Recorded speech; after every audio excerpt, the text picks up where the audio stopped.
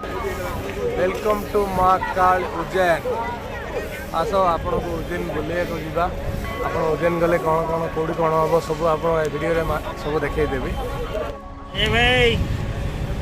आप स्टेशन पदार आसिले ये आप टोटो मिल जाव। टोटो गले गोटे 20 टंका है। यू डायरेक्ट आपने रामघाट पलैबे यू गाधा फाधा करेंगे। भगवान उज्जैन दर्शन भगवान राम टोटो आसी आमको छाड़देला। यहाँ हूँ घाट जा रास्ताटा। आपण मैंने घाट को गले कौन करिया मत एकला आसी बैग पत्र धरी जाऊँगी। अच्छी मंदिर पाखे लकर अच्छी सुविधा अच्छी बैग बैग रखा घाट को जाइए फ्रेश हो बाद मंदिर को दर्शन पाई घाट पड़ा आसला। यहाँ हूँ घाट महाकालेश्वर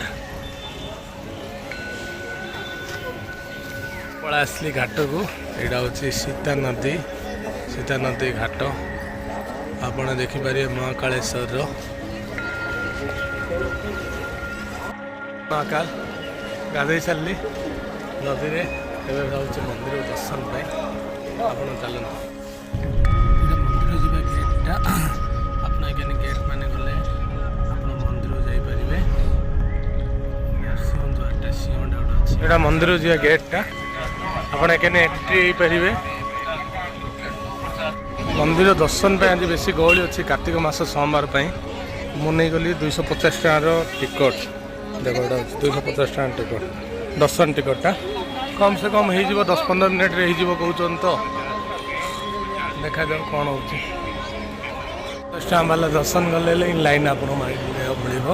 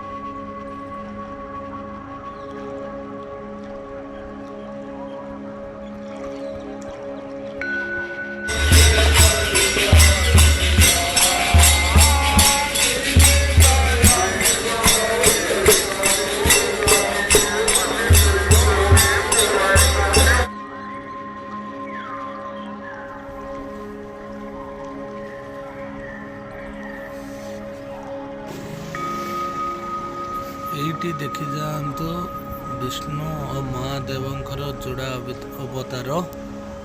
आगो देख आगो गला आहरी देखी गोटे गोटे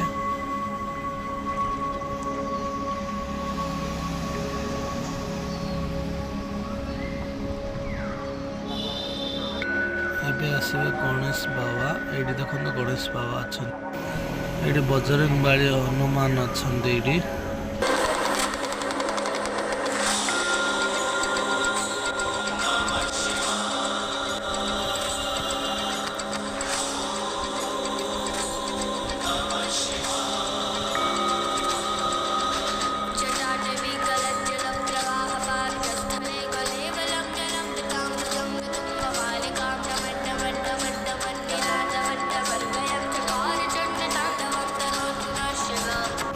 महादेव अन्य एक मणिबब रूप। माता पार्वती लड्डू चढ़ुवे गणेश लुचि लुचि लड्डू चुराऊँ। एबे आसब रावणकर कैलाश पर्वत केतल नहीं जाऊला से दृश्य कैलाश पर्वतर।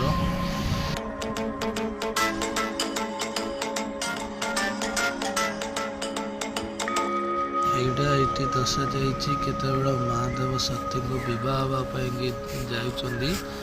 बर अवतार नहीं ବରଯାତ୍ରୀ ଧରିକି ମାଙ୍କ ପାଖକୁ ଯାଉଛନ୍ତି।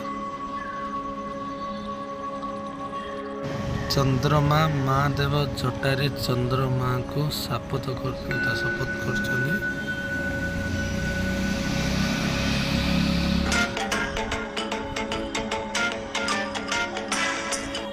ମହାଦେବର କାଳଭୈରବୀ ରୂପ ଏଇଟା।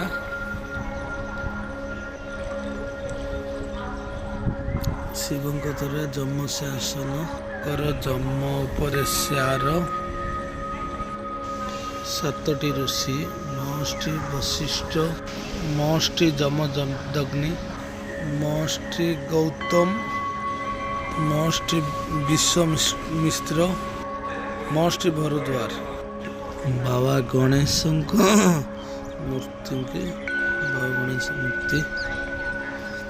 କାର୍ତ୍ତିକ ବାବା ଏখানে ଅଛନ୍ତି। କାର୍ତ୍ତିକ